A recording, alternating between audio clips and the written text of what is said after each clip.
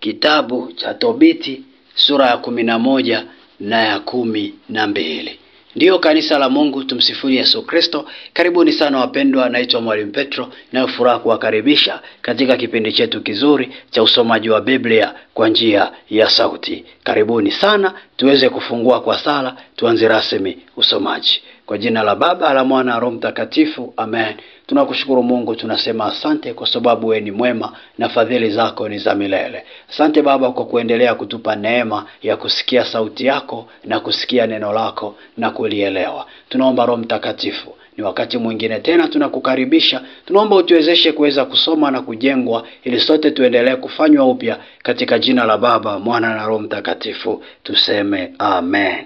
Karibuni sana wapendwa, tunasonga mbele na kitabu cha Tobiti, ambapo siku ya leo tutasoma ile sura ya 11 na ya 12. Katika sura ya 11 tutaangalia juu ya Tobiti anaponywa. Na katika sura ya 12 tutaangalia juu ya malaika Rafaeli anajitambulisha.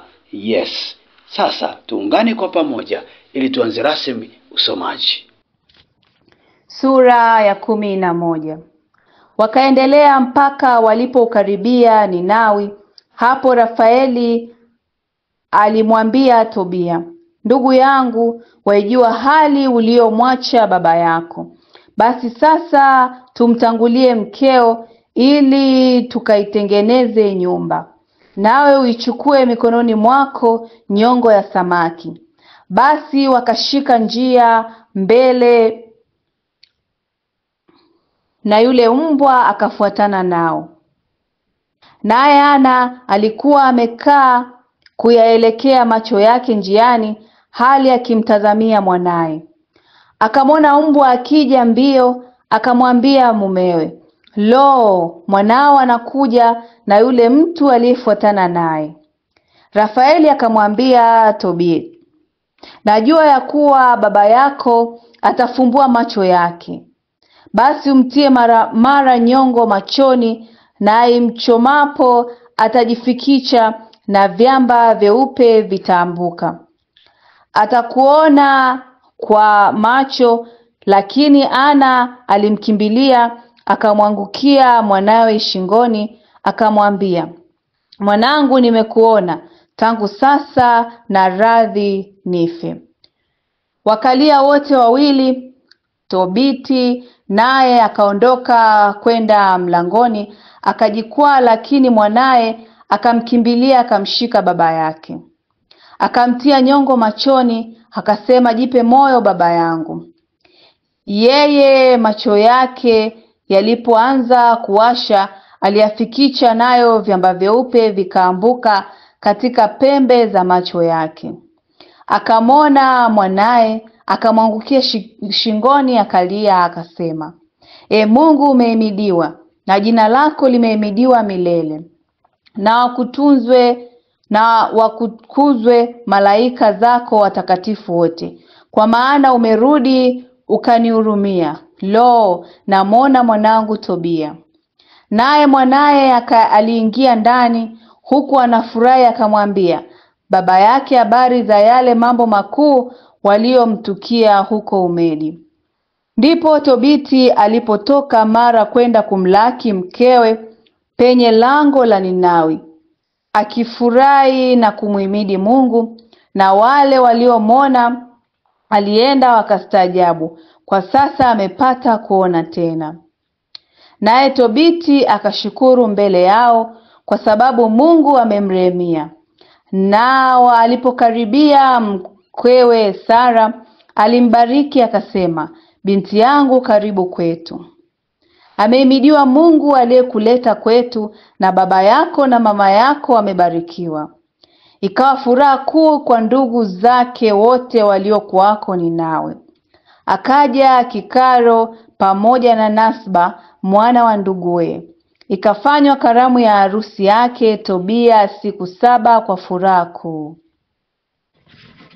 Sura ya 12. Halafu yake Tobiti akamwita mwanawe Tobia, akamwambia, mwanangu, angalia mtu huyu aliyefuatana nawe alipwe mshahara wake. na lazima uongeze.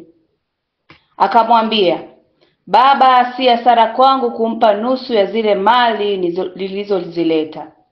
Kwa maana amenirudisha kwako salama, akamponya mke wangu, akaniletea ile fedha, akakuponya na wewe pia.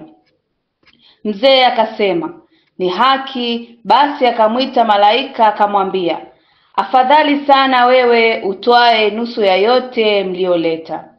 Ndipo alipowachukua wote wawili kwa faraga, akawaambia, muhimidini Mungu na kumshukuru na kumwadhimisha na kumpa shukrani mbele ya wote walio hai kwa mambo yote aliyowatendeni.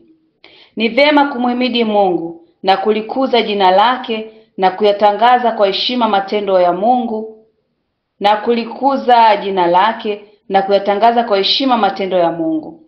Basi msilegee katika kumshukuru. Ni vema kuisitiri siri ya mfalme, bali kuyafunua kwa utukufu matendo ya Mungu. Mtendee yaliyo mema na mabaya hayatawapata. Bora ni kusali pamoja na kufunga na kutoa sadaka za haki. Kidogo pamoja na haki ni bora kuliko wingi pasipo na haki. Yafaa kutoa sadaka kuliko kuweka akiba ya dhahabu. Sadaka huokoa na mauti, nazo zitasafirisha mbali dhambi zote. Watoao sadaka na kutenda haki watajaa uzima, bali watendao dhambi ni adui za uhai wao wenyewe. Hakika sitaficheni neno. Nimesema ni vema kuisitiri siri ya mfalme, bali kuyafunua kwa utukufu matendo ya Mungu. Basi hapo mliposali wewe na mkweo Sara, mimi niliupeleka ukumbusho wa sala zenu mbele zake aliye mtakatifu. Na hapo ulipowazika wafu, nilipokuwapo pamoja nawe vile vile.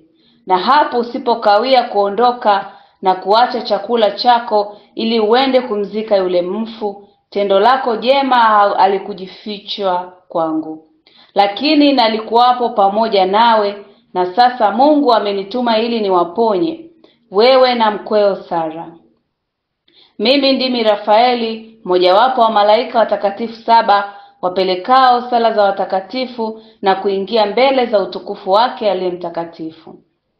Mara wakafadhaika wote wawili, wakaanguka kifudifudi, kwa maana waliogopa. Akawaambia, msiogope, amani kwenu, muhimidini Mungu milele. Maana sikujua kwa hisani yangu, bali nalikuja kwa mapenzi ya Mungu wetu. Kwa hiyo muhimidini yeye milele. Siku hizi zote nalionekana nanyi, walakini sikula wala sikunywa, ila ninyi mliona njozi. Sasa mshukuruni Mungu, kwa kuwa mimi ninapaa kwake aliyenituma. Nanyi andikeni katika kitabu mambo yote yaliyotendeka. Nao walipoondoka hawakumwona tena, wakayakiri matendo ya ajabu ya Mungu na jinsi malaika wa Bwana alivyowatokea.